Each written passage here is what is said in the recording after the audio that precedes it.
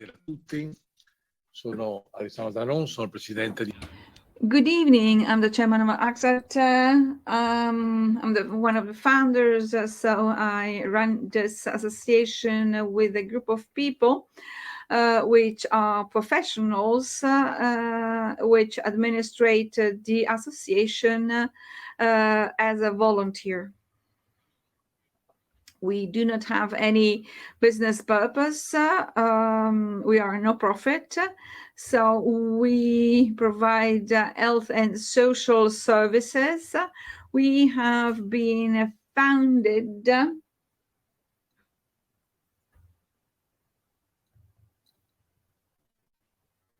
okay, just 1 second. We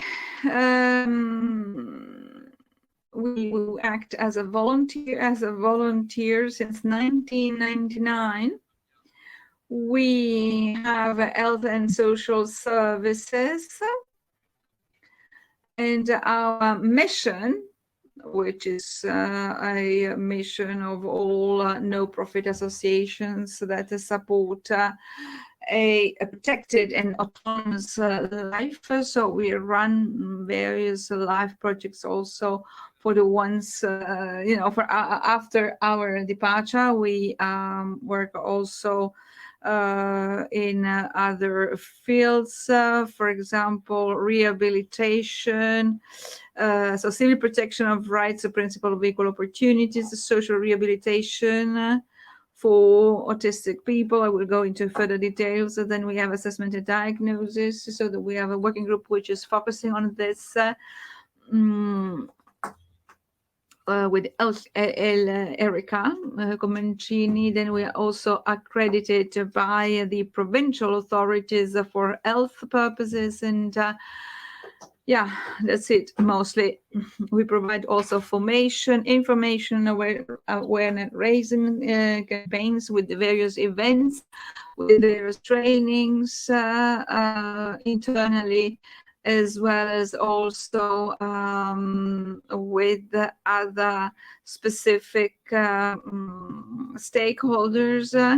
We also do some scientific research via our internal technicians. Well, I would say their work, much more their work than mine. So follow 8 key guidelines, which is physical and material well-being, emotional well-being, self-determination, personal development, social inclusion, rights, and empowerment. So all this to improve our quality life and also our families. AGSAT Onlus, no profit, basically provides 3 services. We have a clinic for children and for adolescents, so that means that there is speech therapy, there is also medical assistance, psychomotor services. Then there is also another part which is mostly dedicated to adults, with also speech therapy service, psychoeducational, and so on and so forth. Then we also have, as I said, this part of adults, which means people as of 18 years of age, and so the youngest is 18. The eldest I've met is and was 34. So there's also speech therapy is available for this category of adult people. We also have some school service, just some figures just to show that we are not big, but we're not even little. We have 25 people working there, and 35 come to school, to our place, just to mention some figures. And basically, the most important capital we offer is the human capital. Almost 90% of our revenue is spent to cover various projects and our staff too. And so the purpose is, of course, to be as sustainable as possible. We'd like to stop here. Our technical experts will develop this into further details. So we are based in our building on a land of quite big, which we borrow for free. Then what we hope is that our facility will be enlarged with a greenhouse, for example, with new plants, because the idea is that to have these plants growing, to show what this work about, because we collaborate also with other external stakeholders.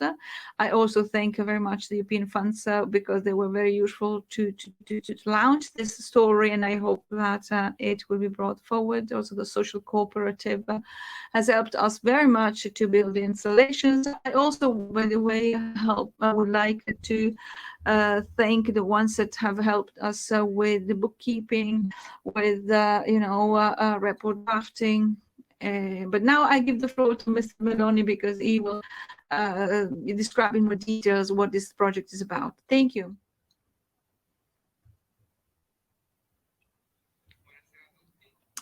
Good evening to each and all of you. I'm a bit embarrassed, so I'm nervous and I'm stressed, and I hope that the projects will be can be illustrated. Although I'm very emotional, I am a clinical psychologist and I'm specializing in psychotherapy, and fortunately. And very happily, I am honored to be the clinical expert for this association. We wanted to do something for improving and increasing everything that concerns inclusion, because we don't want to propose any classical therapy, in our small cabinet, but we wanted to open our proposals on a wider scale. So why not? Then we decided to work on also access to the labor market, and to include also the autistic people of just any level. This is to be underlined.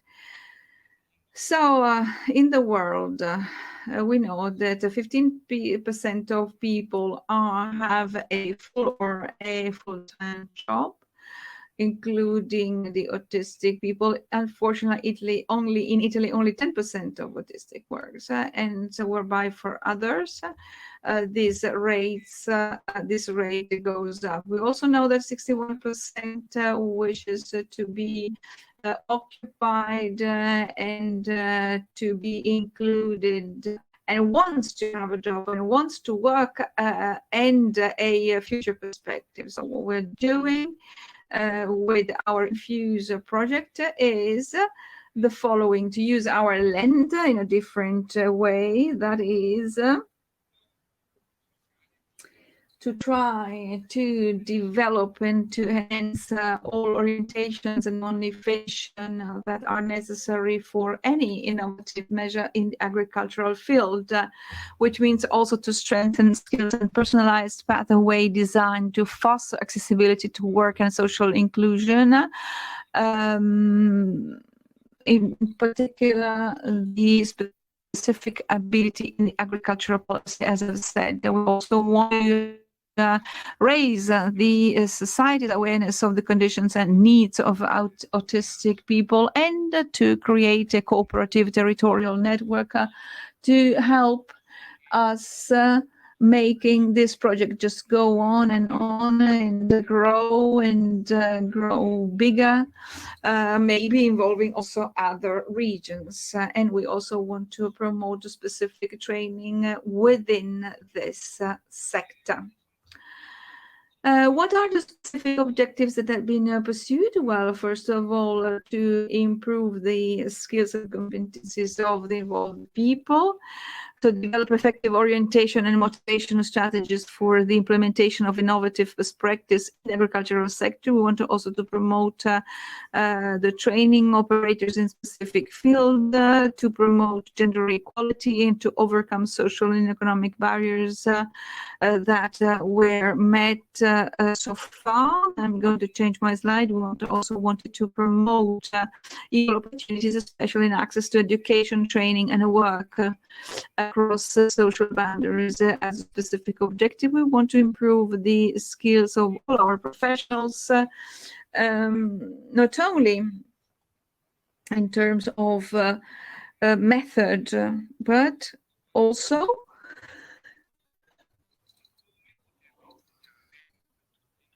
to see how we can convey this to our people, young people. So people have been divided into 3 groups. In the first group, you see young people that have potential capabilities to be kept, to be retained. So the idea was to develop all capabilities, and of course take into account the context given, and also to consider all elements. The second group consists of people of more than 15 years with a specific potential, development potential. So we have been able to provide them with the communicative potential, the communicative skills. For example, we have become aware that once the lecture was finished, once they were given what was planned to be given, then they would stop. On the contrary, the process is long and goes on. So you see all the skills and capabilities that were involved. The third group consists of people that have a very high level of functioning. So what we have added here is to provide psychological support, especially for the ones that were coming from previous experiences with no success, so unsuccessful previous experiences. And the idea was to support a positive experience made by other people to develop the various other options. And also to understand in the school and in the labor market. I now give the floor to Ms. Comencini, which is our psychiatric expert. Buonasera, voglio anch'io ringraziare. I would like to thank you for this invitation and this important moment of sharing. It is very important for us. So going into further detail in this project, this INFUSE project, I could say that we have to divide this project into several phases, since they should be bearable for students and operators alike. Each phase was monitored in detail by doctors to see what was the integration, the adaptation of students. The first phase is the initiation phase, developing specific skills, as Dr. Meloni was saying before, planning and organization for agricultural work of students with the needed materials and the network that would be used, thanks to the association giving us all the necessary materials. The second phase is the field preparation and sowing of plants, then herb harvesting, and the last 2 phases, phase 4 and 5, the phase packaging, drying, division, and selling, of course, at the end, only in some specific structures. The training was aimed at a different idea, so that students could understand what it means to work in this specific field. So we tried to explain what work it was, what were the rules, the socially acceptable and not acceptable rules and behaviors in the workplace. They were using materials that were potentially dangerous, so they had to understand the rules and all the procedures to work safely and within a group. It was very important to raise awareness of students on how they could work in that context. We were quite surprised to see how they could bear fatigue and frustration, and how they respond to sensory stimuli in this context. It was really stimulating for them. We then assessed the preferences they had within the different procedures that they had to endure, and then we helped them to write the CV and how to manage and prepare for a potential job interview.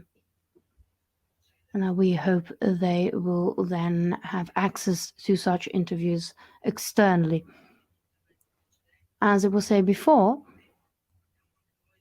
we also worked on how to better stimulate the necessary social skills in communication, mimics, tone, volume, and the pragmatism in their language. These are important vulnerable points and barriers that could hamper inclusion and keep inclusion and integration for a prolonged period of time.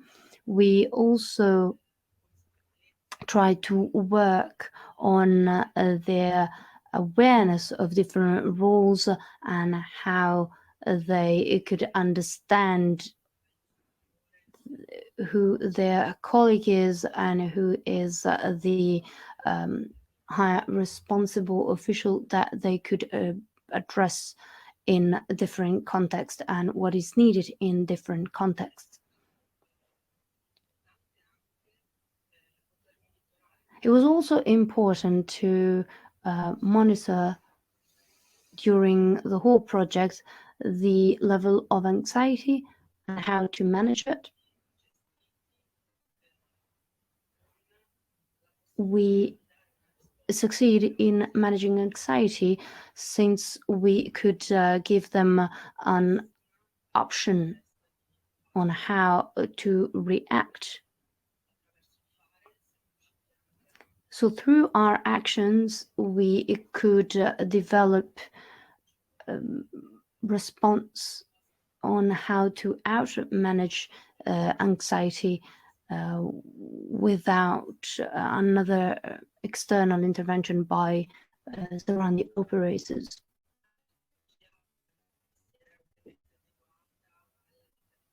The adoptive methodology is based on the international literature following guideline 21 in Italy. The tools we used were anticipation, temporal structuring through each phase with a very structured model using role playing and the possibility to imitate what was doing the operator or the other students around them. We then created a manual. We used specific visual supports. We also developed an INFUSE training manual for operators that then reiterated the manual that was used in several procedures with their students, and then integrated video modeling to reinforce the strategies that were needed in this context. So, what are the results that we achieved?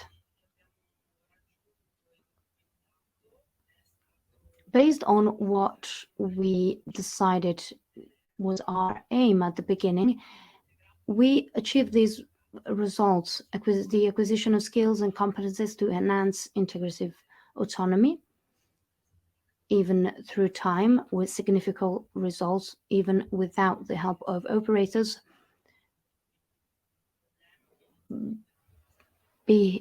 Behaviors that challenge the ecological environment decreased through time during the project.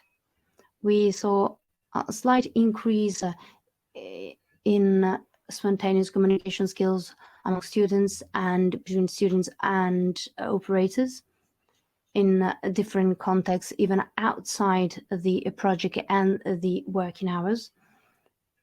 We saw an enhancement of executive functions and their how they focus on the tasks. At the end of the project, we realized that leisure-related skills were increasing in quite a relevant way and spontaneously among students in different working groups.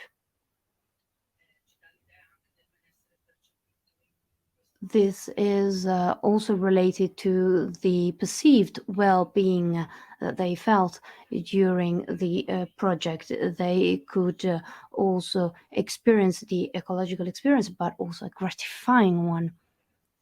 They feel more integrated, both in an emotional and cognitive way,